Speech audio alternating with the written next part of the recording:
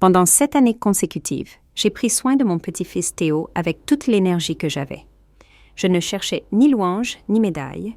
Je faisais simplement ce qu'une grand-mère doit faire, jour après jour. Je le berçais pour qu'il s'endorme. Je faisais les 100 pas entre ses fièvres et ses cauchemars. Et puis, un jour, ma belle-fille, Julie, m'a regardé droit dans les yeux et m'a dit « Nous avons besoin de notre propre espace maintenant. » Sans un mot de plus, je suis partie. Sans fanfare, sans merci. Le cœur meurtri, l'orgueil à peine intact, j'ai vendu le seul appartement que je possédais en ville et je suis retournée à la campagne vivre avec ma sœur.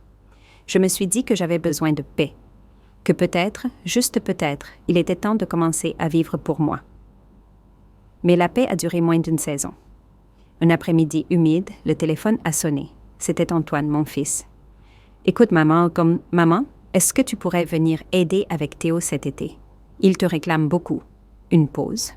« Oh, et pendant que tu y es, pourrais-tu nous aider à payer son camp d'été? Ça coûte environ 5 000 €.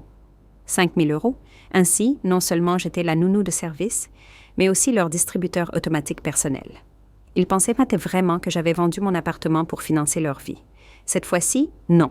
Cette histoire allait être réécrite et j'allais renverser la donne. Ce soir-là, pendant le dîner, l'atmosphère était lourde. Comme une marmite laissée trop longtemps sur le feu, sifflant sous la chaleur, avec une odeur âcre de quelque chose sur le point de brûler. Julie, ma belle-fille autoproclamée intelligente et incapable, piquait les haricots verts dans son assiette avec la pointe de sa fourchette. Le front plissé, comme si elle essayait d'écraser les légumes avec un mépris absolu. « Claire, as-tu bien rincé les haricots, cette fois? Théo a l'estomac sensible. Tu sais qu'il ne supporte pas la nourriture mal lavée. » Ces mots, bien que prononcés sans élever la voix, piquaient comme des aiguilles. J'ai reposé le bol, un poids sur la poitrine. J'avais trempé et frotté ces légumes 2 fois. Je les avais épluchés et coupé tous les bouts. Qu'est-ce qui pouvait encore clocher? Avant que je puisse répondre, elle s'est tournée vers Théo. « Chérie, la cuisine de grand-mère est bonne? Ou tu préfères que maman t'emmène manger dehors? » Théo l'a regardé, puis moi. « La cuisine de grand-mère est bonne aussi, » a-t-il murmuré. Mais ses yeux avaient déjà choisi leur camp. Un frisson m'a parcouru le corps. Julie a continué, adoucissant juste assez son ton, se souvenant qu'Antoine, mon fils, était assis là. « Claire, pourrais-tu baisser le son de la télévision le soir? Nous devons travailler tôt et Théo à l'école. Ce programme que tu regardes nous empêche tous de dormir. » Je me couchais et me levais toujours tôt.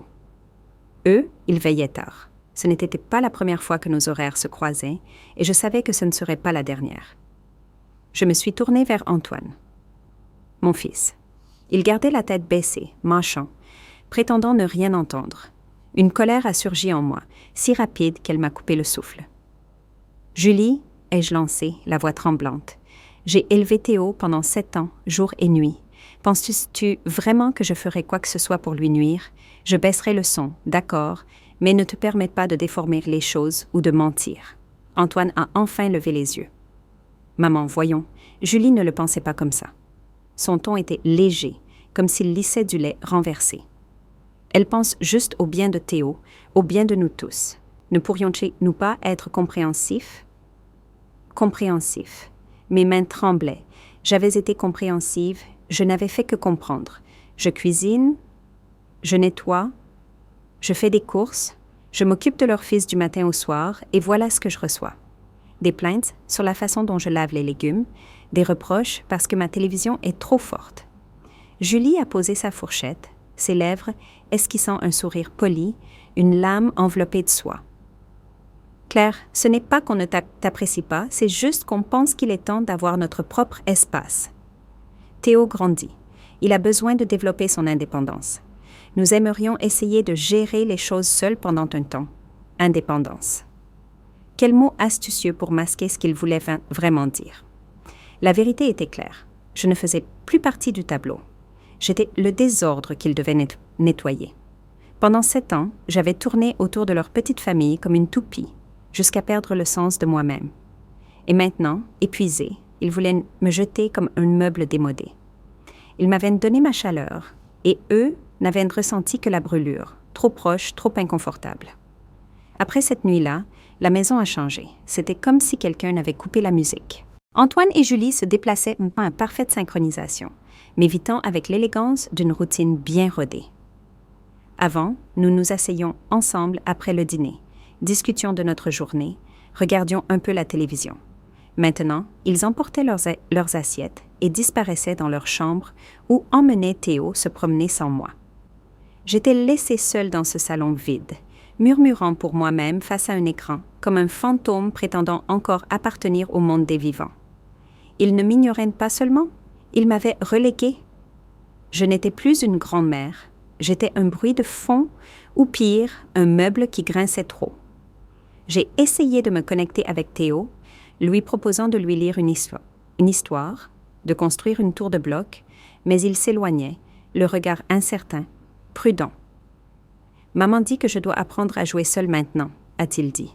« Je ne devrais pas dépendre de toi tout le temps. » Ces mots se sont gravés dans mon cœur comme une lame.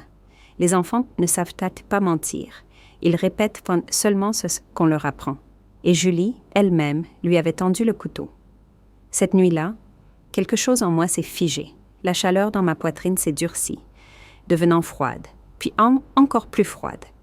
Je suis restée éveillée dans le lit étroit de la petite chambre d'amis. Je n'arrivais pas à dormir. De la chambre principale à côté, j'entendais des voix étouffées. Antoine et Julie chuchotaient doucement, prudemment, avec mesure.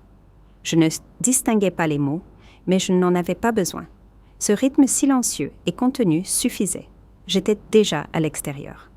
Je me suis tournée vers la table de chevet. Là, une petite photo. Théo, tout petit, les joues rondes et rayonnantes, souriant malicieusement à l'objectif. Les larmes ont jailli, rapides, chaudes, implacables. Quelques nuits plus tard, Antoine était à ma porte. Il a frappé doucement, comme un regret. Il se frottait les mains, le regard errant partout sauf sur moi. « Maman, » a-t-il dit, s'éclaircissant la gorge comme s'il allait m'annoncer une bonne nouvelle. « Tu as travaillé si dur toutes ces années. On pense que peut-être il est temps que tu te reposes. » Reposer, vraiment. Je n'ai pas dit un mot, je l'ai juste regardé. Il a hésité, choisissant ses mots suivants comme s'il arrangeait des fleurs pour un enterrement. Julie et moi avons parlé, et, on pense que ce serait mieux si tu retournais à la campagne, ou si tu trouvais une petite maison à toi près d'ici, tu sais, un endroit plus calme. On a des horaires chargés en ce moment, et on ne veut pas perturber ton sommeil. Calme. Pour mon repos. Quelle belle couche de peinture pour ce qui n'était qu'un simple évincement. Ils ne pensaient pas à mon repos. Ils ne voulaient simplement plus de moi sous leur toit. Ce qu'ils voulaient, c'était que je disparaisse de leur quotidien, proprement, tranquillement. Et soudain, quelque chose en moi s'est éteint pour de bon. Il n'y a eu ni cri, ni claquement de porte, car parfois, le son le plus lourd au monde est le silence qui suit l'abandon. Cette nuit-là, je n'ai rien dit. Le lendemain matin, j'ai commencé à faire mes bagages. Il n'y avait pas grand-chose. Quelques vêtements, mes médicaments, des affaires de toilette. Je me suis arrêtée dans le salon et j'ai regardé autour de moi une dernière fois. Les petits certificats de Théo étaient encore accrochés au mur. Ses chaussettes minuscules, lavées et suspendues par mes soins la veille, se balançaient doucement sur la corde du balcon. Chaque recoin murmurait tout ce que j'avais donné, et maintenant, rien de tout cela ne m'appartenait. Dans la cuisine, j'ai pris le tablier que j'avais porté pendant des années. Il sentait encore légèrement la graisse et l'ail, une trace de tout ce que j'avais fait, de tout ce qu'il voulait effacer. J'espérais pouvoir dire au revoir à Théo avec une étreinte, peut-être lui glisser quelques mots d'adieu. Mais quand je suis sortie, Julie était à la porte, remontant la fermeture éclair de son manteau. « Dépêche-toi, Théo, on est en retard pour le cours d'art plastique », a-t-elle dit sans même me regarder. Sa voix était froide, impersonnelle, comme si elle parlait à quelqu'un à un arrêt de bus. Théo m'a regardé. Il y avait une lueur d'hésitation dans ses yeux, peut-être même de tristesse, mais surtout de confusion. Il a murmuré « Au revoir, grand-mère », et s'est laissé entraîner. La porte s'est refermée derrière eux avec un claquement. Ce n'était pas juste un bruit, c'était un verdict. Mon rôle dans cette famille était officiellement terminé. Antoine m'a accompagnée en bas. Dans l'ascenseur, il n'a rien dit. De temps en temps, il me jetait un regard en coin, puis détournait rapidement les yeux, comme un écolier surpris en train de tricher à un examen. Dans le hall, il a sorti quelques billets de 100 € de son portefeuille, 3 ou 4 peut-être, et me les a mis dans la main. « Maman, prends ça, juste au cas où », a-t-il murmuré. « Et si tu as besoin de quoi que ce soit, tu peux m'appeler. » J'ai regardé les billets. À cet instant, ils me brûlaient la paume comme des braises. Je ne les ai pas pris. Je n'ai pas dit un mot. J'ai simplement pris ma petite valise et je suis sortie sans me retourner. Un pas, puis un autre. Le dos droit, le pas ferme, sans leur laisser la moindre chance de regretter. Ce n'était pas une défaite, ce n'était pas une reddition, c'était de la dignité. Ils pouvaient penser qu'ils m'avaient mise à l'écart. Ils verraient bientôt que sans eux, je vivrais parfaitement. En fait, je vivrais mieux. Quand je suis sortie de l'immeuble, le ciel s'était déjà assombri. Les phares des voitures scintillaient dans les rues. Les enseignes au néon clignotaient au-dessus des trottoirs animés. La ville vibrait de vie, agitée, implacable. Et pourtant, dans tout ce mouvement, aucun espace ne m'appartenait. Je me suis arrêtée au bord du trottoir, regardant les inconnus passer comme des vagues. Pour la première fois de ma vie, j'ai senti que le monde avait continué sans moi. Où pouvais-je aller? Un seul endroit me venait à l'esprit. Cet vieil appartement, celui que mon défunt mari et moi avions acheté avec nos économies. Un endroit petit, usé, mais à nous. Après le mariage d'Antoine, il m'avait invité à emménager avec lui et Julie. L'appartement était resté vide depuis. J'y avais vécu seule pendant des années, m'accrochant aux souvenirs comme s'ils étaient de l'oxygène. Mais maintenant, allais-je vraiment y retourner? M'asseoir seule entre ces murs froids et écaillés, vieillir en silence? Je me suis retournée et j'ai trouvé le motel le moins cher de la région. La chambre avait à peine assez d'espace pour ouvrir ma valise. L'air était humide, oppressant pour mes poumons. De la moisissure s'accumulait dans les coins du plafond. Je me suis allongée sur le matelas grinçant, fixant les taches d'eau jaunâtre au-dessus de ma tête. Je n'arrivais pas à dormir. Et maintenant, j'ai glissé la main sous l'oreiller et j'ai sorti mon téléphone. Mes mains tremblaient en composant le seul numéro qui avait du sens. Nathalie, ma sœur, s'était installée dans un petit village paisible à des kilomètres de là. Nous ne nous étions pas vus depuis des années. Elle a répondu après quelques sonneries, la voix chaude, encore ensommeillée. « Claire, que se passe-t-il? Pourquoi appelles-tu si tard? » J'ai voulu rire, dire quelque chose de léger, mais dès que j'ai ouvert la bouche, les larmes ont jailli à flots. Je me suis étouffée sur chaque mot, la voix brisée tandis que la douleur se déversait en morceaux. Ce n'était pas joli, ce n'était pas nécessaire. Elle a tout compris. Attends, quoi? Qu'est-ce qu'ils ont fait? La voix de Nathalie s'est aiguisée, perçant le grésillement de la ligne avec une colère palpable. Antoine est complètement fou. Et cette Julie, quel genre de personne traite quelqu'un comme ça? Sa fureur était évidente, mais sa voix n'a pas fléchi. Claire, ne pleure plus une seule minute. Tu m'entends? Fais tes bagages, viens t'installer chez moi, on résoudra ça ensemble. Ces mots ont allumé une flamme en moi, dissipant chaque ombre qui m'avait englouti. Bien sûr, j'avais encore ma sœur. Quand l'appel s'est terminé, j'ai senti comme si une lumière s'était rallumée dans ma poitrine. Je n'allais pas retourner dans cet appartement. Je n'allais pas m'asseoir là, à attendre qu'on ait de nouveau besoin de moi. Cet endroit, autrefois mon foyer, n'était plus qu'un sanctuaire pour une vie qui n'existait plus. C'était ma dernière ancre émotionnelle, devenue un boulet. Le vendre ne ferait pas seulement retirer leurs mains d'Antoine et Julie, cela me rendrait libre. Le lendemain matin, j'ai appelé une agence immobilière. L'appartement était peut-être délabré, mais son emplacement était idéal, à 2 pas du métro. L'agent m'a dit que le marché était en plein essor et qu'avec un bon timing, je pourrais obtenir un bon prix. En signant le contrat de vente, mes doigts tremblaient légèrement, mais à l'intérieur, je ressentais une sérénité que je n'avais pas connue depuis des années. Cet argent, cette décision, n'était pas pour eux, c'était pour moi, pour la première fois, entièrement pour mon avenir. La vente s'est conclue rapidement. En moins d'1 mois, l'acheteur a signé et les formalités étaient terminées. Quand les fonds sont arrivés sur mon compte, pas une fortune, mais plus qu'assez pour vivre les années à venir, j'ai enfin expiré. Je ne l'ai pas dit à Antoine. Je ne l'ai pas dit à Julie. Ils n'avaient aucune idée que l'appartement avait un nouveau propriétaire. Ils n'avaient aucune idée que l'argent reposait tranquillement sur un compte à mon nom. Cet argent était mon dernier secret, mon ultime armure. J'ai commencé à planifier soigneusement. Une partie, je l'ai placée dans un dépôt à terme, sans toucher un seul centime. C'était mon filet de sécurité, non négociable. Le reste, je l'ai gardé liquide pour l'essentiel, pour ce que le prochain chapitre me réserverait. Puis, j'ai acheté un billet de bus pour un petit village de campagne. Alors que le bus s'éloignait de la ville, j'ai vu l'horizon se fondre en une tache d'acier et de néon. La foule à l'entrée du métro, les lumières clignotantes des boutiques, les tours de verre que je voyais tous les jours, tout s'estompait au loin, devenant juste un bruit de fond. Je ne savais pas ce qui m'attendait au bout du chemin. Mais d'une chose, j'étais sûre, je ne retournerai jamais dans cette maison. C'était comme s'échapper d'une cage, amer, étrange, étrangement libérateur, comme déboucher enfin une bouteille scellée depuis une demi-vie, pour découvrir que le goût à l'intérieur était un mélange de toutes les émotions que je ne m'étais jamais autorisée à ressentir. Soulagement, regret, un peu de peur, mais aussi de la paix. Des heures plus tard, la route serpentait entre des collines verdoyantes. L'air a changé. Il sentait les aiguilles de pin et la terre humide, propre, frais, vivant. J'ai senti quelque chose d'invisible se déployer, relâchant doucement les nœuds dans ma poitrine.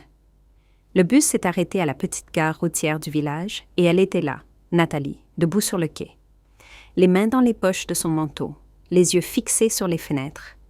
Elle semblait un peu plus âgée que dans mes souvenirs, avec quelques mèches argentées de plus dans les cheveux, mais son sourire, éclatant, large, solide, était exactement le même. « D'œil clair !» a-t-elle appelé, se dirigeant déjà vers moi. Dès qu'elle m'a serré dans ses bras, je me suis effondrée. Comme une enfant perdue retrouvant enfin son foyer, j'ai enfoui mon visage dans son épaule et j'ai pleuré. 7 ans d'épuisement, d'humiliation et de ressentiment se sont déversés dans cette étreinte. Chaque déception, chaque nuit sans sommeil, chaque moment passé seul dans une maison étrangère, essayant de ne pas respirer trop fort, elle m'a serré fort, frottant doucement mon dose. « Tu es là maintenant, c'est tout ce qui compte », a-t-elle murmuré. « C'est fini, tu n'es plus seule. » Sa voix était comme le vent des montagnes, claire, ferme, sûre. Nous sommes montés dans sa voiture pour rejoindre sa maison, une chaleureuse maisonnette à 2 étages au bord de la forêt. Dans le jardin devant, des tomates, des haricots verts et du maïs poussaient en rangées ordonnées. Des poules se pavanaient sur la pelouse comme si elles étaient les propriétaires des lieux. La maison n'était pas luxueuse, mais elle était lumineuse, impeccable. Tout avait sa place, tout portait la touche de Nathalie. Il y avait même un pot de confiture de myrtille, faite maison près de la fenêtre, captant les derniers rayons dorés du soleil de l'après-midi. Je me suis arrêtée à la porte et j'ai inspiré profondément. L'air sentait la terre et l'herbe fraîche. Une clochette à vent tintait doucement sous l'avant-toit du porche. Au loin, un coq a chanté, et à cet instant, je me suis enfin sentie apaisée. Les lumières de la ville pouvaient peut-être briller, mais elles ne m'avaient jamais réconfortée. Ici, la terre était plane, mais solide sous mes pieds. Pour la première fois depuis très longtemps, j'ai senti que j'appartenais à cet endroit. La vie à la campagne était lente et honnête. Chaque matin, je me réveillais non pas au rugissement de la circulation, mais au chant des oiseaux dehors et aux chamailleries des poules et des canards dans la cour. Fini les alarmes stridentes, l'éclat du béton, le bruit étouffant. Maintenant, la journée commençait avec la lumière du soleil filtrée à travers les arbres et l'odeur de la terre dans la brise. Pendant la journée, Nathalie et moi travaillions côte à côte dans le potager, désherbant, arrosant les rangées de légumes, taillant les feuilles. En voyant ces jeunes pousses vertes grandir chaque jour, je sentais quelque chose en moi reprendre racine. Nous avions quelques poules, et chaque matin, nous ramenions des œufs frais, encore chauds, nichés dans la paille. Nathalie m'a même appris à cuire du pain dans un four à bois. Cette odeur, croûte dorée, fumée et levure, était quelque chose que je n'avais jamais connu en ville. De temps en temps, nous allions au marché du village pour acheter des provisions. Nous croisions des voisins, discutions avec de vieux amis. Certains, je ne les connaissais même pas, mais tous m'accueillaient avec la même chaleur simple et détendue, comme la lumière du soleil ici, humble mais pleine de douceur. Bien sûr, le travail me laissait les muscles endoloris, mais le soir, je dormais profondément, sans rêve, sans cauchemar, sans ce poids oppressant sur la poitrine comme autrefois dans cette maison. Ici, les gens parlaient franchement, parfois avec une rudesse amicale, mais avec sincérité, bien mieux que les sourires superficiels et les demi-vérités enrobées de sucre auxquelles je m'étais habituée en ville. Le vieil homme d'à côté arrivait à notre porte avec une truite fraîchement pêchée. Une autre voisine apportait un pain de maïs chaud enveloppé dans un torchon. « Mange, disait-elle. Si tu en veux encore, j'en ferai d'autres. » Et d'une certaine manière, ces simples mots guérissaient plus que n'importe quelle excuse. Nathalie et moi nous asseyions souvent sur le banc en bois du jardin, équeutant des haricots verts pendant que le soleil se couchait derrière les collines. Un après-midi, alors que nous égrenions des petits pois dans un bol en métal, elle m'a regardée et a demandé « Alors, des projets maintenant que tu es installé ?» J'ai souri, regardant le bout de terrain juste au-delà du porche. « Eh bien, d'abord, je veux améliorer cet endroit, le rendre un peu plus confortable pour vivre. » J'ai marqué une pause, mes pensées prenant forme. Quant au reste de cet argent, j'ai réfléchi. Et si on lançait quelque chose de petit? L'air est pur, la terre est bonne, peut-être une petite ferme auberge où vendre les légumes et les conserves qu'on produit ici, rien de grand, juste de quoi nous occuper. Les yeux de Nathalie se sont illuminés instantanément. Ça fait des années que je veux faire ça. Je n'avais simplement pas l'argent pour commencer, mais maintenant, à nous deux, on pourrait faire quelque chose de vraiment bien. En la voyant s'enthousiasmer ainsi, je me suis sentie ancrée pour la première fois depuis longtemps.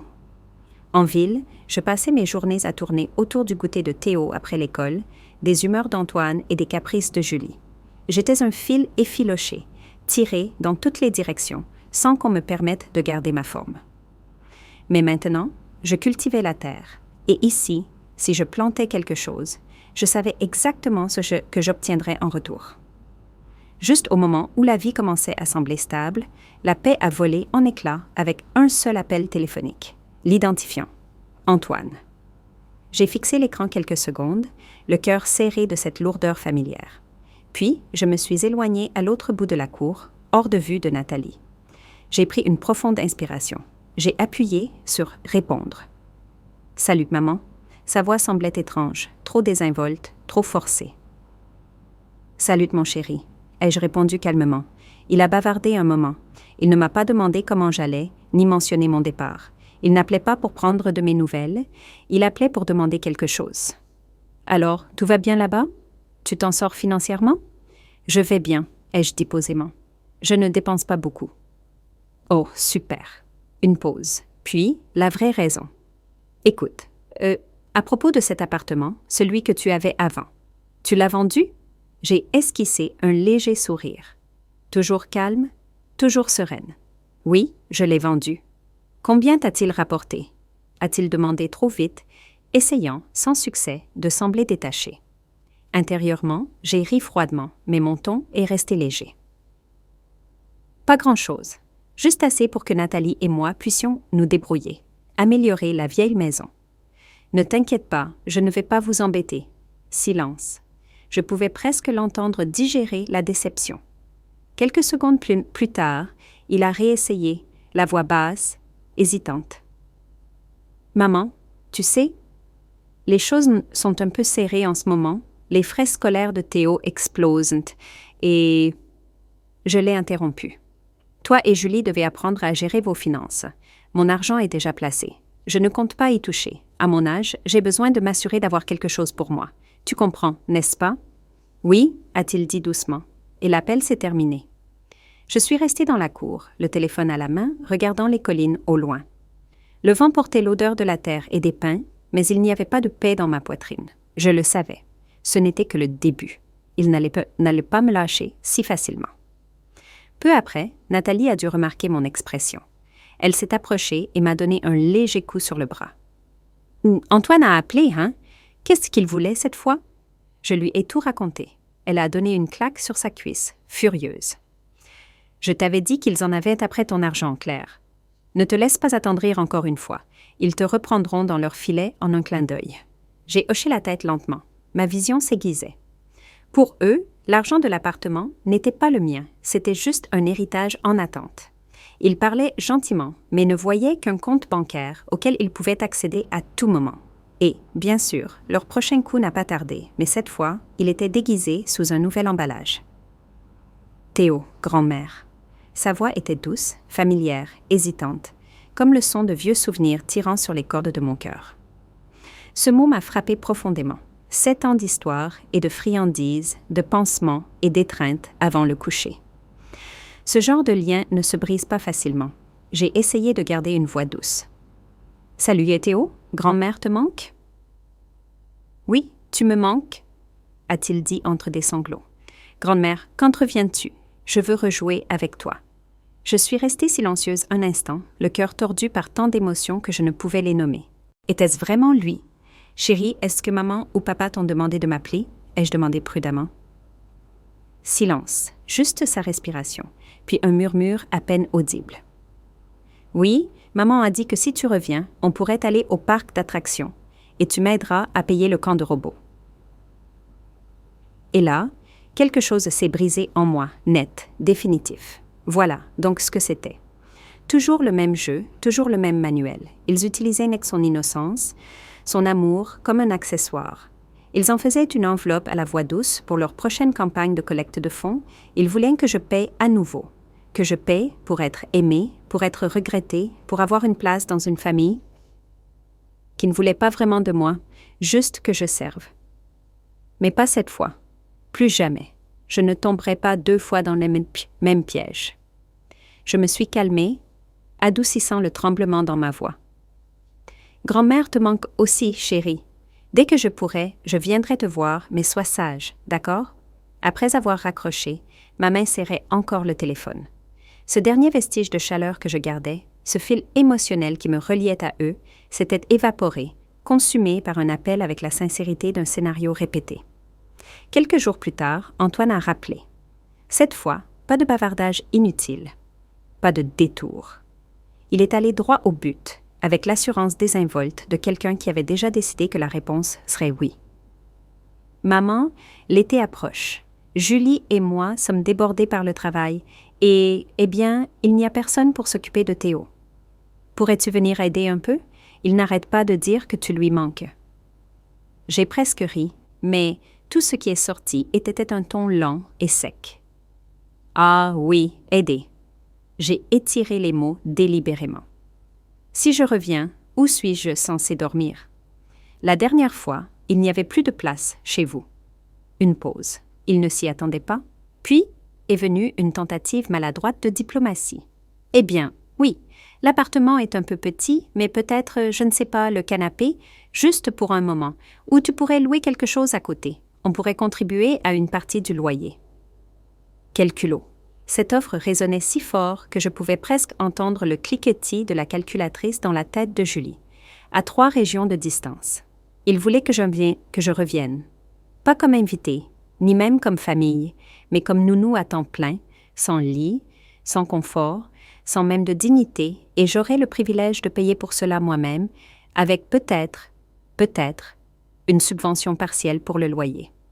Comme si j'étais une employée temporaire autofinancée, un balai dans une main, une carte bancaire dans l'autre. La colère a monté, brûlante. Mes jointures ont blanchi, mes ongles s'enfonçant dans ma paume, mais je ne l'ai pas montré. Je ne pouvais pas. Leur laisser voir une explosion aurait été une victoire pour eux. Alors, j'ai respiré lentement, enfermant la fureur dans sa cage. Puis, j'ai adopté le ton le plus doux et sucré possible. « Bien sûr, Antoine, ai-je dit. Je vais tout préparer. J'ai hâte de voir mon petit-fils. » J'ai marqué une pause. « Et pour le coup du camp, on en parlera en personne. Qu'ils pensent qu'ils avaient gagné. Qu'ils fassent chanter leur petit plan. S'ils voulaient encore mon argent, d'accord, mais cette fois, ce serait à mes conditions. » J'ai tout raconté à Nathalie, mot pour mot. La demande d'Antoine, ma décision, jusqu'au moindre détail. Son visage s'est empourpré. Elle s'est levée d'un bond, comme prête à marcher directement jusqu'à la ville. « Claire, tu es folle? Ils veulent te saigner à blanc. Tu ne peux pas y aller. » Je l'ai doucement ramenée à sa chaise et j'ai posé une main calme sur la sienne. « Nathalie, détends-toi, » ai-je dit doucement. « Je sais exactement ce que je fais. » Mon regard s'est affûté. Cette fois, je ne reviens pas pour être nounou. Je reviens pour encaisser. Elle a cligné des yeux. Encaissé, j'ai affiché un sourire froid, sans humour. Ils aiment jouer avec les chiffres, non? Eh bien, asseyons-nous et calculons vraiment combien vaut ce soi-disant lien familial. Premier point, le logement. Ils ont dit qu'il n'y avait pas de place pour moi. Ils m'ont proposé le canapé. Ils m'ont suggéré de payer mon propre appartement. Très bien, je vais jouer leur jeu. Nous nous sommes assises autour de la vieille table de cuisine comme si nous planifiions une campagne militaire, traçant chaque mouvement, chaque ligne dans le sable. À chaque détail, l'inquiétude de Nathalie s'est transformée en autre chose. Ses yeux pétillaient. La colère qui obscurcissait son visage a laissé place à une excitation vive et électrique. Oui, elle a donné une claque sur sa cuisse. C'est exactement ce que tu dois faire. Montre-leur que tu n'es plus leur paillasson. Jadis, je versais mon cœur dans cette famille, espérant que cela me vaudrait de l'amour. Tout ce que cela m'a valu, c'est de l'exploitation. Cette fois, je serai plus intelligente, plus rusée. Quelques jours plus tard, j'ai commencé à me préparer pour le voyage de retour, mais pas comme avant. Plus de gros sacs remplis de confitures, de tomates fraîches du jardin ou de biscuits faits maison. Plus de listes mentales sur ce qui plairait à qui ou ce qui pourrait faire sourire Julie pour une fois. Cette fois, j'ai voyagé léger, juste quelques vêtements d'été, des médicaments essentiels, rien de plus. Parce que j'ai appris une leçon à la dure. Peu importe combien d'amour tu donnes, tu ne peux pas forcer quelqu'un à t'aimer. Tout cet effort ne m'a fait que m'émouvoir. Ils ne m'ont jamais donné raison. Avant de partir, je suis passée à la banque locale et j'ai retiré 2000 € en liquide. Je les ai divisés en liasses bien rangées, glissées dans des poches secrètes cousues à l'intérieur de mes vêtements. C'était tout ce que j'emportais. Le reste de l'argent de l'appartement était déjà bloqué dans des dépôts à terme, en sécurité selon le plan que Nathalie et moi avions établi. Elle savait exactement où se trouvait le livre de compte et la clé du coffre. C'était mon armure. Personne ne pouvait y toucher. Et pour être sûre, je l'ai regardée dans les yeux et j'ai dit « Je t'écrirai tous les soirs. S'il y a un seul jour où tu n'as pas de mes nouvelles, n'attends pas. Appelle la police. » Elle n'a pas scellé. « Tu as ma parole, Claire. S'ils te touchent, je te jure que je serai leur pire cauchemar. » Avec elle comme ancre, je me sentais enfin solide, prête. Quelques jours plus tard, j'étais devant la porte d'Antoine, avec rien d'autre qu'une petite valise à la main. Julie a ouvert la porte. Dès qu'elle m'a vue, son visage s'est éclairé d'un sourire débordant, mielleux, écœurant. « Claire, te voilà enfin. Entre, entre. » Théo n'arrête pas de demander après toi. Antoine s'était levé du canapé, son sourire mécanique, comme un masque tout juste enfilé. « Salut maman, tu dois être fatiguée du voyage. » J'ai hoché la tête sans un mot et j'ai porté ma valise directement dans le salon. Et là, il était, le canapé, déjà préparé avec des couvertures soigneusement pliées et un oreiller comme s'ils accueillaient une reine à prix réduit. Julie, avec son ton le plus attentionné, a fait un geste vers lui. « La maison est un peu à l'étroit en ce moment, alors il faudra que tu te débrouilles là-dessus pour ce soir, d'accord? Quand Théo sera en vacances d'été, tu seras probablement fatigué de l'avoir tout le temps dans les pattes.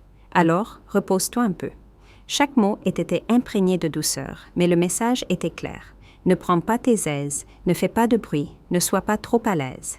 Mais je n'ai pas résisté, je n'ai pas bronché. J'ai souri poliment, posé ma valise par terre et dit « Oh, ça va, ce n'est pas grand-chose. » Ils se sont visiblement détendus. J'ai presque entendu leur soupir de soulagement. C'est alors que j'ai frappé, ajoutant avec désinvolture « Mon dos n'est plus ce qu'il était. Le canapé est un peu étroit. » Et puis, je me lève 2 ou 3 fois par nuit, allumant et éteignant les lumières. Je ne veux pas déranger votre sommeil. J'ai marqué une pause, observant leurs visages se crisper comme des cordes tirées trop fort sur un violon. Je pensais, il y a un petit motel charmant juste à côté du complexe. Ce n'est pas trop cher, je pourrais m'installer là-bas. Comme ça, je m'occupe de Théo la journée et je rentre le soir sans vous déranger. Tout le monde y gagne. Ma voix était douce, posée, mais chaque mot résonnait comme une punaise sur un sol de marbre. Il voulait une nounou gratuite à domicile? Dommage. Cette nounou avait des options et de la fierté. La pièce s'est figée. Ils l'avaient planifiée. Ce n'était pas dans leur scénario. Julie s'est reprise la première, sa voix montant d'un ton. Un motel? Maman, c'est cher. Pourquoi dépenser autant? Bien sûr, notre appartement est petit, mais le canapé est parfait. Pas besoin de dépenser pour ça. Mais ce n'était pas l'argent qui l'inquiétait, c'était le contrôle. Si je n'étais pas sous leur toit, je ne serais pas à leur disposition. Plus d'appels pour le dîner, plus de culpabilisation pour des faveurs supplémentaires. Ce serait un inconvénient. « Oh, Julie !» ai-je dit, continuant de sourire. Puis je me suis tournée vers Antoine. « Ce n'est qu'un motel. Ce n'est rien. Je pense que j'ai mérité un peu de confort, tu ne crois pas? » J'ai soupiré légèrement et haussé les épaules. Le seul souci, c'est que je n'ai pas apporté beaucoup de liquide. Tout s'est décidé à la dernière minute, alors la nourriture, le motel... J'ai laissé la phrase flotter. Leurs visages ont changé instantanément. Ils ont compris le message. Vous m'avez invité, vous payez. Les sourires polis se sont évaporés comme de la fumée. Antoine a commencé à s'agiter, son regard passant de Julie à moi comme un enfant surpris en train de tricher. La sueur perlait sur son front. Julie serrait la mâchoire, les lèvres pincées, ses yeux se sont plissés comme de petits couteaux aiguisés. Le silence pesait dans la pièce, épais et huileux. Finalement, Antoine a parlé, la voix raide. « D'accord. » Il a murmuré, sortant son portefeuille et me tendant quelques billets nettoyés neufs. 500 € pour quelques jours. On réglera le reste plus tard. Julie a laissé échapper un soupir bruyant par le nez et s'est éloignée furieuse sans un mot. J'ai pris l'argent avec une expression neutre, sans laisser transparaître la moindre satisfaction. « Merci, je vais m'installer, » ai-je dit. « À demain, je serai là à 8 heures précises pour commencer. » Sans leur accorder un regard de plus, j'ai fait rouler ma valise jusqu'à la porte et je suis sortie. Le soleil brillait. La brise portait des notes de café fraîchement moulues et de savon de la laverie au coin de la rue. J'ai marché jusqu'à une modeste auberge économique et j'ai réservé une chambre. Ce n'était pas luxueux, mais les fenêtres étaient lumineuses, le lit était moelleux, et surtout, personne ne me regardait comme si je leur devais quelque chose. J'ai posé ma valise et fait la première chose nécessaire, appeler Nathalie. Étape 1 terminée. À l'autre bout, elle tapait presque sur la table. « C'est ma sœur, montre-leur qui commande !» J'ai raccroché et je me suis laissé tomber sur le lit, expirant profondément. La lumière du soleil inondait la fenêtre, chaude et dorée, un monde, à part du canapé froid et dur qu'il m'avait préparé. Mais je savais qu'il ne fallait pas m'installer trop confortablement. Ce n'était que l'entrée. Le vrai plat, ce camp de robotique à 5 000 €, allait arriver. Voyons ce qu'il voulait vraiment, une mère ou juste de l'argent. Le lendemain matin, à 8 heures précises, je me suis présentée à la porte d'Antoine. Ponctuelle comme promis. C'est Théo qui a ouvert. « Grand-mère !» Ses yeux se sont illuminés un instant, avec cette joie pure et sans filtre qu'un enfant peut offrir, mais ils se sont éteints aussi vite, comme s'il calculait s'il avait le droit d'être si heureux. J'ai tendu la main et lui ai ébouriffé doucement les cheveux avant d'entrer.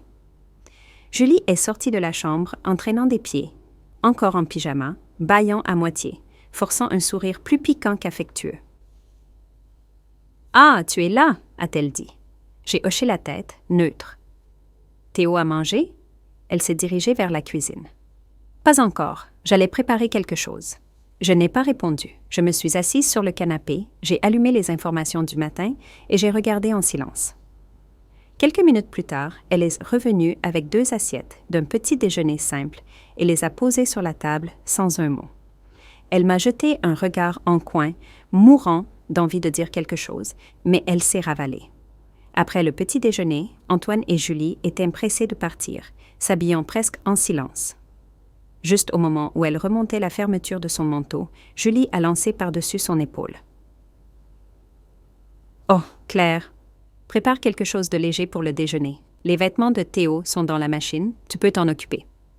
On rentrera pour le dîner, alors ne cuisine pas trop tard. » J'ai levé les yeux, calme et sans hâte. « Julie, je n'ai pas bien dormi au motel hier soir, » ai-je dit doucement. « Je ne suis pas habituée au lit.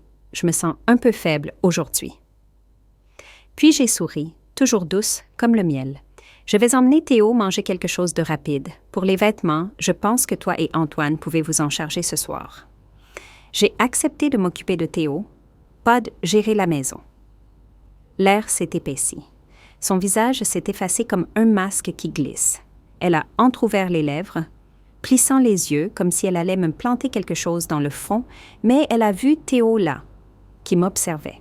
Elle s'est mordu la langue, a refermé la bouche d'un coup et a claqué la porte en partant. Et ainsi, les règles ont changé. Ce jour-là, j'ai fait exactement ce que j'avais dit. M'occuper de Théo, rien de plus. Nous avons regardé des dessins animés, construit des tours de blocs, descendu les escaliers pour jouer dehors. Pas de cuisine, pas de ménage, pas de lessive. À l'heure du déjeuner, je l'ai emmenée dans une petite épicerie fine pour acheter des sandwichs. Quand Julie est rentrée tôt cet après-midi-là, elle a ouvert la porte et s'est figée. La cuisine était exactement comme elle l'avait laissée. Des assiettes empilées dans l'évier, des sacs poubelles débordants, des plans de travail intacts. Son visage s'est crispé immédiatement. Avant qu'elle ne puisse ouvrir la bouche, je l'ai interrompue d'un murmure doux. « Oh, j'ai eu des vertiges tout l'après-midi. J'essayais juste de garder Théo calme. Je ne voulais pas risquer de me surmener. » Chaque fois qu'elle laissait tomber une allusion, peut-être plier un peu de linge, la poubelle qui déborde, j'avais une réponse calme et inébranlable. « J'ai mal au dos. Le médecin m'a dit d'éviter les efforts excessifs. Ce n'est pas dans ce que j'ai accepté. » Sa mâchoire se serrait, sa respiration s'accélérait, mais elle ne disait rien, car l'été était long, et elle avait encore besoin de moi. Même avec Théo, j'ai cessé d'être la grand-mère douce et complaisante. Quand il a réclamé un jouet coûteux, je me suis accroupie et lui ai dit doucement « Chérie, grand-mère n'a pas beaucoup d'argent en ce moment, et papa et maman travaillent dur aussi. On ne peut pas toujours acheter tout ce qu'on veut. » Quand il a jeté le jouet par terre, frustré, je ne l'ai pas grondé. Je l'ai juste regardé dans les yeux. « Ramasse-le, respecte tes jouets et ceux qui te les ont donnés. » Petit à petit, j'ai planté des graines dans l'univers de cet enfant, des graines de limites, de gratitude, de respect. Je ne pouvais pas changer ses parents, mais peut-être, juste peut-être, pouvais-je laisser une petite part de moi en lui, quelque chose qui durerait au-delà de cet été. Au début, Théo ne savait pas trop quoi penser de cette nouvelle version de grand-mère. Il semblait confus, tiraillé entre l'habitude et le doute, l'affection et la crainte. Mais les enfants s'adaptent, ils sont instinctifs. En quelques jours, il était de nouveau à l'aise avec moi, bien qu'il répétait parfois les phrases préapprouvées de Julie. Je savais qu'il ne serait pas facile de changer la vision du monde d'un enfant, surtout avec des parents qui lui donnaient des scripts. Mais je devais essayer. Autrefois, j'étais une grande-mère qui donnait tout. Toujours à offrir, à réparer, à arranger avant qu'on me le demande. Plus maintenant. Désormais, j'étais la grand-mère avec un contrat. La description du poste était claire. Garde d'enfants uniquement. Ménage, lessive, cuisine. C'était une vente des services premium, facturés à part. Les jours passaient et la date limite pour le camp de robotique approchait. 5 000 € planaient comme une horloge tic-tac devant les yeux d'Antoine et Julie. Une nuit, pendant le dîner, Julie a décidé qu'il était temps de lancer une nouvelle offensive stratégique. « Claire, » a-t-elle dit, glissant délicatement un peu de nourriture dans l'assiette de Théo, « ce camp de robotique est incroyable. Ils ont un professeur d'Allemagne et beaucoup d'enfants se sont déjà inscrits. Ça aidera énormément Théo pour entrer dans un bon collège. » Elle me regardait en parlant, essayant de lire mon visage. Antoine a enchaîné rapidement, la voix pressante. « Oui, maman, la concurrence est rude en ce moment. On ne veut pas que Théo soit à la traîne. » J'ai posé mes baguettes, hoché la tête pensivement et me suis penchée, feignant la curiosité. « Vraiment? Qu'est-ce qu'ils enseignent? Qui laisse l'instructeur? Où ont lieu les cours? Combien de fois par semaine? » Je les ai bombardés de questions, l'air sincèrement intéressés. Ils ont mordu à l'hameçon et se sont lancés dans une cascade de détails. Codage, travail d'équipe, programmes STEM internationaux, faisant tout pour vendre l'idée comme des experts en marketing. Quand ils ont enfin repris leur souffle, j'ai laissé le silence s'étirer une seconde. Puis j'ai soupiré et dit « Ah, ça a l'air génial, vraiment, mais 5 000 €, c'est une fortune !» J'ai ajouté un léger froncement de sourcils pour parfaire l'effet, juste assez pour laisser entendre que c'était peut-être trop pour moi. Puis, nonchalamment, j'ai changé de sujet. Mais vous avez des emplois corrects maintenant, non? Vous n'avez pas acheté cette nouvelle voiture l'an dernier? Et Julie, ce n'était pas un sac de créateur que tu as montré sur Instagram récemment? Alors, 5 000 €, ça ne devrait pas être grand-chose, non? J'ai pris une gorgée de thé pendant que leur visage se figeait. Les lèvres de Julie se sont amincies, sa peau a légèrement pâli. Antoine a cligné des yeux, cherchant une réponse sans la trouver. Intérieurement, je riais avec ironie, mais à l'extérieur, je restais calme et agréable. 5 000 €, ai-je répété doucement. Ce n'est pas une petite somme. Julie a fini par forcer un sourire mince et amer. « Maman, tu sais à quel point c'est important pour Théo. Antoine et moi travaillons dur. On veut juste lui offrir un avenir meilleur. On ne te demande pas de payer. » « Oh, je sais. » J'ai hoché la tête doucement. « Vous avez tous les deux de bonnes intentions, mais je connais aussi vos finances. Vous avez acheté une voiture. Julie, tu viens d'acheter un nouveau sac, alors 5 000 €, ça ne devrait pas être si compliqué. » Ils ont tressailli à peine, mais je l'ai vu. Antoine a baissé les yeux, a ouvert la bouche, puis l'a refermée. Il est resté silencieux. J'ai levé ma tasse et pris une autre gorgée lente. Mes fonds sont déjà engagés, ai-je dit en haussant les épaules. Tout est bloqué.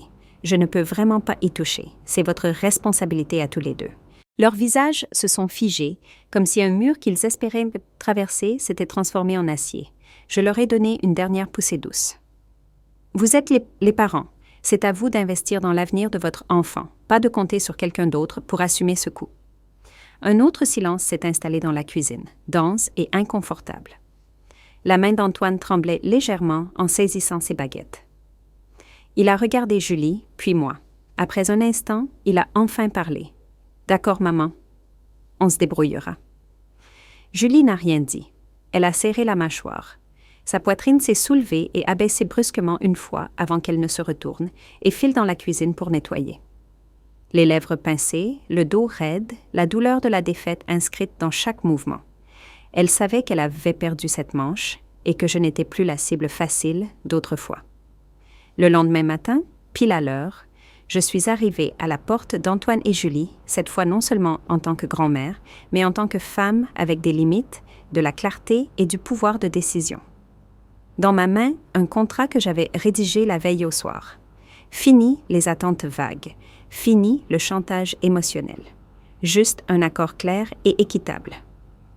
Julie a ouvert la porte, arborant toujours ce sourire tendu, forcé, comme un masque sur le point de se fissurer. « Bonjour Claire », a-t-elle dit joyeusement. Je lui ai rendu un sourire poli et lui ai tendu le dossier. Voici l'accord de travail que j'ai rédigé hier. Elle l'a vu venir, elle a pris les papiers, les regardant avec méfiance. « Claire, qu'est-ce que c'est? »« Qu'est-ce que c'est? » Ça décrit nos rôles et responsabilités, ai-je dit calmement, clairement. Toi et Antoine travaillez, et je suis heureuse d'aider avec Théo pendant cette période de camp, mais il est important que nous soyons tous d'accord. C'est une question de respect, de protéger mon temps et mon énergie et de m'assurer que vous savez exactement ce que vous pouvez attendre de moi. Elle est restée silencieuse quelques secondes, feuilletant les pages. Chaque clause était délibérée, sans ambiguïté. Garde d'enfants uniquement, pas de lessive, pas de préparation de repas, pas de course. Horaire clair, heures définies, jours de repos, frais de transport remboursés, heures supplémentaires nécessitant un préavis et un accord. Elle a froncé les sourcils en lisant, sa mâchoire se crispant légèrement. Elle n'aimait pas ça, mais elle savait aussi qu'elle ne pouvait pas le contester. Finalement, elle a passé le contrat à Antoine. Il a pâli en lisant, ses doigts jouant avec les bords. « Maman » a-t-il murmuré, passant de la page à moi. « C'est quoi ça? On a vraiment besoin de contrat pour la famille? » J'ai souri doucement. « Je ne demande rien d'extraordinaire, juste de la clarté. Vous me demandez de l'aide, et je suis prête, mais je ne porterai plus toute la maison sur mes épaules. » Ce n'est pas aider, c'est se laisser faire. Antoine et Julie ont échangé un regard. La tension tourbillonnait entre eux comme de la vapeur montante. Mais finalement, Antoine a soupiré et cédé. « Si c'est ce que tu veux, on signera. » Et juste comme ça, le ton a changé. Les jours suivants, tout s'est mis en place. J'arrivais chaque matin, ponctuel et professionnel. J'aidais Théo avec son petit déjeuner, supervisais ses devoirs, l'emmenais au parc. Tout était conforme au contrat, rien de plus, rien de moins. Les tâches ménagères, pas mon domaine. À la tombée de la nuit, je pointais ma sortie et retournais à mon motel pour la nuit. Antoine et Julie, peut-être à contre-cœur, ne s'y sont pas opposés. Un nouveau rythme s'est installé, calme et structuré, mais la tension persistait sous la surface. L'anxiété de Julie a commencé à transparaître. Elle me lançait des regards depuis l'autre côté de la cuisine pendant qu'elle remuait une casserole, les yeux pleins de pensées qu'elle semblait incapable d'exprimer à voix haute. Ses lèvres s'entr'ouvraient légèrement, puis se refermaient. Les mots refluaient comme des vagues s'éloignant du rivage.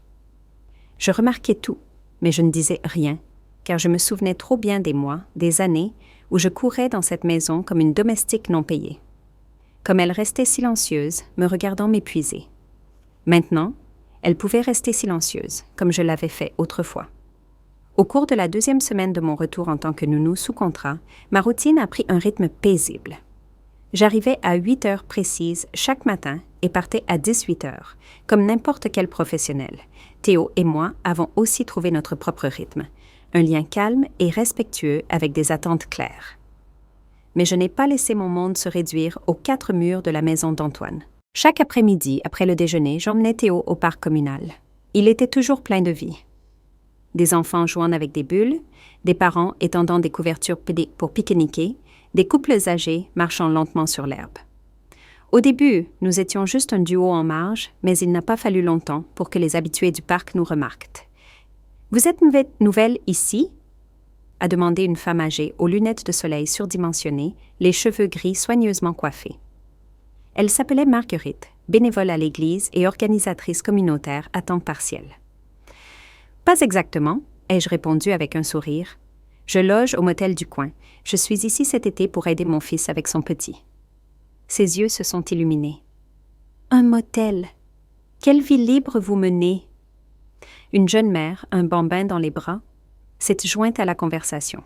« Je pensais que vous étiez nounou professionnelle, » a-t-elle dit. « Vous êtes si douce avec lui. Et Théo écoute bien. » J'ai simplement souri. Ils m'ont demandé comment je gardais Théo occupé.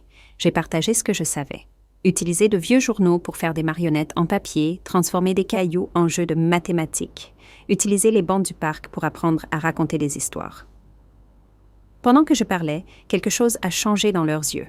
« Vous étiez enseignante, non? »« Non, non, » ai-je répondu doucement. « Mais je l'ai élevé moi-même pendant 7 ans, avec du temps, avec du cœur. » Cela a fait taire le petit groupe un instant. Le lendemain, en arrivant au parc, certains nous ont fait signe de nous approcher. Une mère avec 2 enfants m'a tendu un petit prospectus. Notre église organise une journée de bénévolat familial samedi. On triera des dons et fera du travail communautaire avec les enfants. Ça vous dirait, à vous et Théo, de venir? J'ai pris le prospectus avec un geste de remerciement. En me retournant, Théo m'a regardé avec curiosité. « Grand-mère, c'est quoi un bénévole? » Je me suis agenouillée à sa hauteur et lui ai parlé lentement. « C'est quand tu donnes de ton temps pour aider les autres sans attendre quelque chose en retour, juste parce que tu penses que c'est bien. » Il a hoché la tête lentement, sans tout comprendre, mais ressentant le sens. Ce soir-là, pendant le dîner, j'ai abordé le sujet avec naturel. Samedi, je prévois d'emmener Théo à un événement de bénévolat à l'église. Ça vous va? La fourchette de Julie s'est arrêtée en l'air. « L'église ?» a-t-elle dit, la voix tendue. « C'est sûr, » ai-je répondu légèrement. « C'est parfaitement sécurisé, et je pense que ce sera une bonne expérience pour lui. » Elle n'a pas répondu, mais ses yeux parlaient pour elle. Le samedi, nous sommes arrivés comme promis. Théo et moi avons trié des vêtements, étiqueté des cartons et aidé d'autres enfants à organiser les étagères. Marguerite a loué son sérieux, et quelques mamans ont pris des photos pour le groupe Facebook de l'église. Ce soir-là, Julie est rentrée à la maison, l'air crispé. Apparemment, une de ses collègues avait vu les photos, surtout celle de Théo. Debout, fièrement près de sa pile de cartons étiquetés, qui avait récolté le plus de j'aime, le sourire de Julie avait disparu. « Maman, tu ne trouves-tu pas que c'est un peu trop pour lui? Il n'a que 7 ans. » Il s'est amusé, ai-je dit légèrement, puis je me suis tournée vers Théo. « N'est-ce pas, chérie? » Théo a levé les yeux de ses blocs sur le tapis, les yeux brillants. Maman, aujourd'hui, j'ai aidé avec les vêtements. Grand-mère a dit qu'on faisait du bon travail. Julie n'a pas répondu. Elle a simplement disparu dans la cuisine. Les jours suivants, quelque chose a subtilement changé. Les gens du quartier ont commencé à me reconnaître. Certains me saluaient. Des mères m'invitaient à m'asseoir près d'eux pendant les pique-niques. Les enfants ont commencé à m'appeler Madame Claire. Théo s'est habitué à nos petites sorties quotidiennes. Il a commencé à demander si nous pouvions sortir aider plus souvent. Je n'essayais pas de remplacer Julie. Je me retrouvais simplement la version de moi qui prospérait dans le monde, pas seulement au-dessus de l'évier de quelqu'un d'autre. Quant à Julie, son inquiétude initiale s'est transformée en une sorte de ressentiment silencieux. Elle a cessé de me défier directement, mais la fatigue sur son visage s'accentuait chaque jour. Une nuit, après le dîner, Antoine s'est approché et m'a tendu un verre d'eau. Sa voix était basse, détendue. « L'histoire de l'Église, merci. Théo est différent ces derniers temps, en mieux. » J'ai hoché la tête, sans besoin d'en dire plus, mais intérieurement, je savais. La dynamique changeait. Ce n'était plus juste de la garde d'enfants, c'était de l'influence, et je commençais à peine à l'exercer. C'était un mercredi après-midi. L'air frais, la lumière dorée, le genre de journée d'automne qui s'installe dans la peau comme un doux souvenir. Après le déjeuner, comme toujours, Théo m'a tiré par la manche. « Grand-mère, on va au parc ?» J'ai hoché la tête, pris nos vestes et une bouteille d'eau. En sortant, il a glissé sa petite main dans la mienne, sans un mot. Nous avons marché lentement le long du sentier près du lac. Théo s'est écarté vers l'herbe, donnant des coups de pied dans les feuilles mortes sans schéma précis, juste la liberté d'un enfant, sans urgence. « Grand-mère !» a-t-il dit soudain, se tournant vers moi. « Tu te souviens où on a ramassé ces glands la dernière fois ?» J'ai cligné des yeux, surprise, mais j'ai hoché la tête. « Bien sûr, tu les as tous mis dans la poche de mon manteau et tu as dit que tu allais faire pousser un arbre à glands. » Il a éclaté de rire. « Je pensais qu'il pousserait le lendemain matin et tu m'as dit qu'il fallait l'arroser avec du lait. » J'ai souri. « Qui aurait cru que tu me croirais ?» Nous avons marché et parlé, pas de choses profondes, juste des bribes de souvenirs partagés. À un moment, j'ai dit « Je me souviens de la première fois que tu as eu de la fièvre. Tu m'as fait une peur bleue. » Il a levé les yeux. J'ai pleuré. « Tu as dormi cette nuit-là ?» Je n'ai pas répondu. Je me suis juste rapprochée et lui ai ébouriffé les cheveux doucement. De retour à la maison, il n'a pas couru vers la télévision comme d'habitude. Au lieu de cela, il a filé dans sa chambre.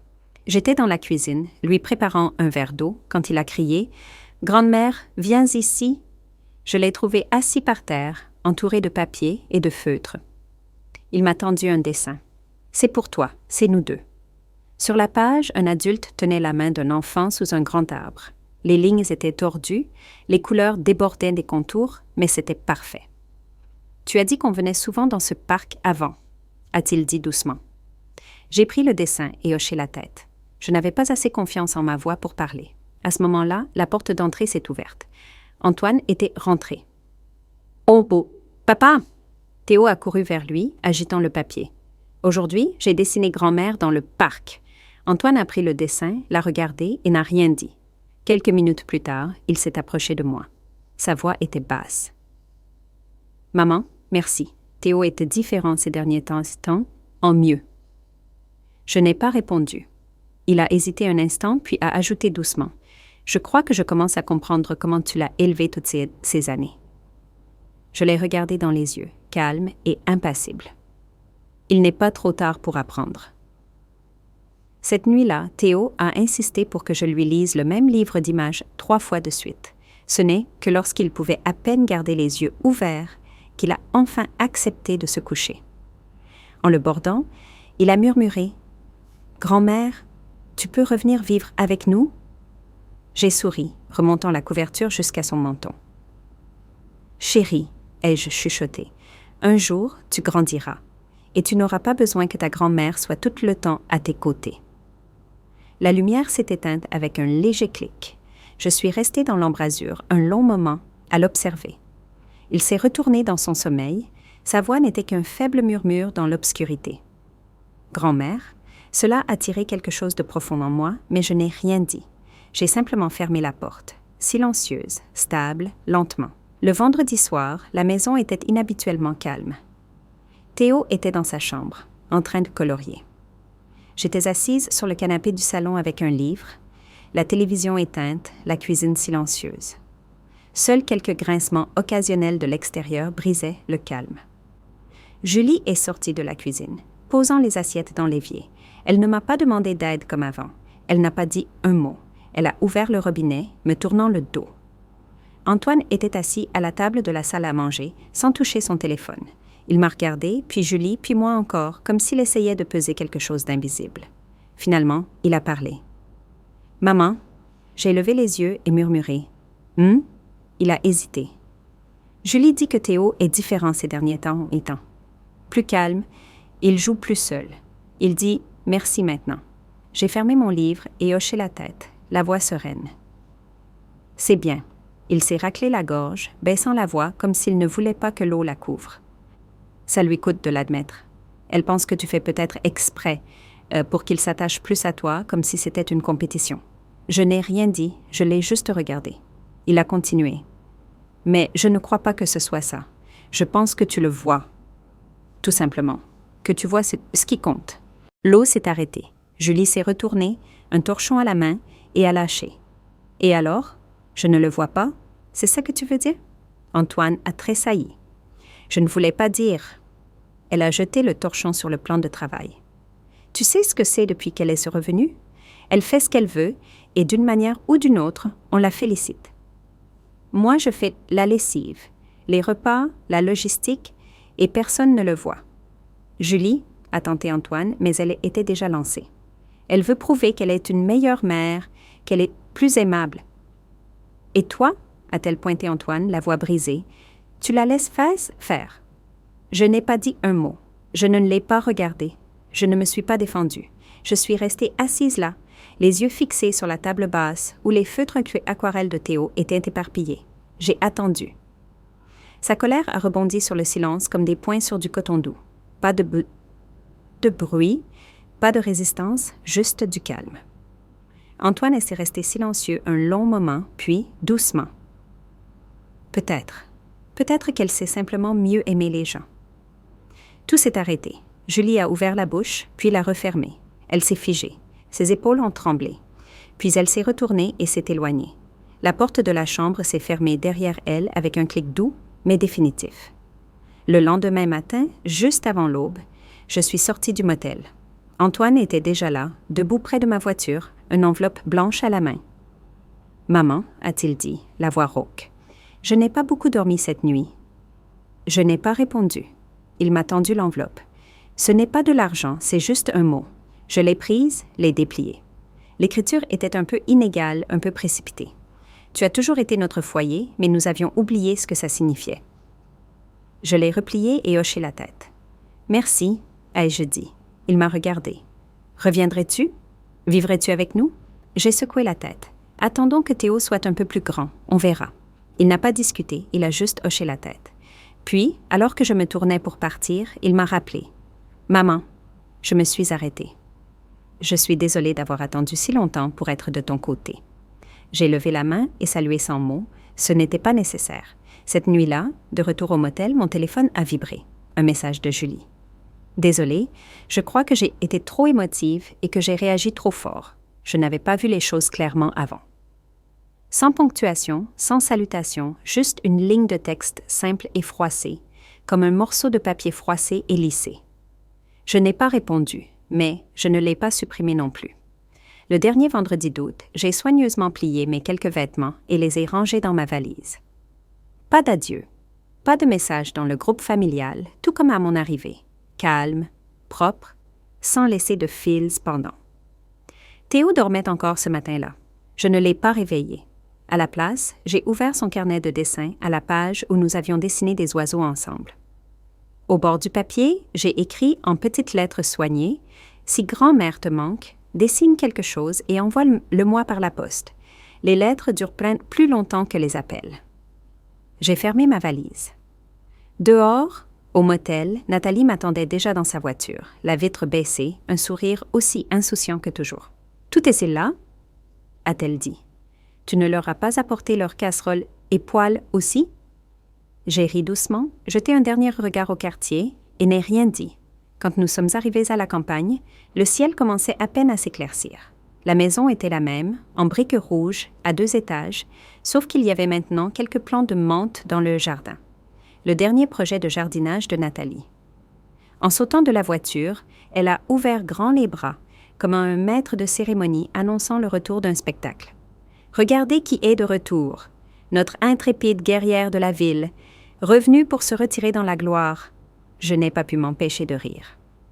Traîner ma valise à l'intérieur ressemblait moins à une fin qu'à arriver exactement là où je devais être. La cuisine sentait l'avoine chaude. Un ronflement familier montait du panier du chien dans le coin. Rien n'avait changé, et pourtant, d'une certaine manière, tout avait changé. En quelques jours, j'ai retrouvé mon rythme habituel. Matin dans le jardin, après-midi à faire de la confiture, parfois une promenade au marché au bras de Nathalie. Le rythme était lent, mais jamais vide. Une matinée fraîche, la sonnette a retenti. « Madame Claire », a dit le facteur, me tendant une enveloppe. « J'ai une lettre pour vous. On dirait qu'elle vient de la ville. » J'ai signé. Dès que j'ai vu l'écriture, mon cœur a fait un bond. Des lettres tordues, écrites avec soin. Théo. Je me suis assise à la petite table de la cuisine et j'ai ouvert l'enveloppe lentement. Un morceau de carton rigide et froissé en est sorti. Un dessin. Un petit garçon tenant la main d'une femme âgée en robe bleue, debout sous un arbre. Au sommet des branches, 3 oiseaux prenaient leur envol. Au verso, en lettres majuscules tremblantes. « Grand-mère, fais-tu encore de la confiture de myrtille? J'ai envie de remanger ton pain. » Ma maîtresse m'a demandé d'écrire sur la personne la plus gentille que je connais. J'ai écrit sur toi. Tu me manques. Je n'ai pas pleuré. Je me suis levée et j'ai marché jusqu'au réfrigérateur. J'ai fixé le dessin avec un aimant, coinçant une de ses extrémités. La lumière du soleil filtrait par les fenêtres de la cuisine, illuminant les rangées de pots de confiture alignées sur le rebord. Ils brillaient d'une teinte ambrée comme des bouteilles d'été. J'ai ouvert un pot, encore tiède. J'ai goûté une cuillerée. C'était plus sucré que dans mon souvenir. Nathalie s'est penchée depuis le porche. « Qu'est-ce qui se passe avec cette tête, hein ?» a-t-elle plaisanté. « Laisse-moi deviner. Quelqu'un a écrit pour demander de l'argent. » J'ai levé les yeux et j'ai souri. « Non, un rappel que je compte encore. » Elle a haussé un sourcil. « Chérie, tu diriges ce coin de campagne. Tu es la PDG de la confiture de myrtille. » J'ai ri, mais je n'ai pas répondu. À la place, j'ai plié la lettre de Théo et l'ai glissée dans la boîte en bois au fond du tiroir de la cuisine, là où je gardais les choses précieuses. Parce que vieillir ne signifie pas perdre de sa valeur. Parfois, cela signifie simplement être nécessaire d'une manière différente. Les semaines ont passé, et la vie à la campagne a repris son cours, douce et rythmée comme le balancement d'une chaise à bascule. Chaque matin, je me levais avec le chant des oiseaux et l'odeur de la rosée sur l'herbe. Nathalie et moi continuions à travailler dans le potager, à récolter des légumes, à préparer des conserves. Nous avions même commencé à planifier notre petit projet, une ferme auberge modeste où nous vendrions nos confitures et nos légumes au marché local. Rien de grandiose, juste une occupation qui nous ressemblait, ancrée dans la terre et dans le temps que nous choisissions de donner. Un jour, alors que nous triions des pommes pour en faire de la compote, le téléphone a sonné. J'ai essuyé mes mains sur mon tablier et jeté un coup d'œil à l'écran. Antoine. Mon cœur s'est serré, mais pas comme avant. Cette fois, c'était moins une douleur qu'une prudence, comme lorsqu'on touche une vieille blessure pour vérifier si elle fait encore mal. J'ai répondu, la voix calme. « Bonjour Antoine. »« Bonjour maman. » Sa voix était différente, plus douce, moins assurée. Il n'a pas tourné autour du pot. « Je voulais juste vérifier comment tu vas. Théo parle de toi tout le temps. Il a montré son dessin à toute sa classe. » J'ai souri, même s'il ne pouvait pas me voir. « C'est gentil à entendre. Comment va-t-il? » Il a marqué une pause, comme s'il cherchait ses mots. « Il va bien? Il a changé, tu sais. Il est plus réfléchi. Il pose des questions sur toi, sur la campagne. Il veut savoir quand il pourra venir te voir. » J'ai hoché la tête, bien que personne ne puisse le voir. « Dis-lui que grand-mère l'attend quand il sera prêt.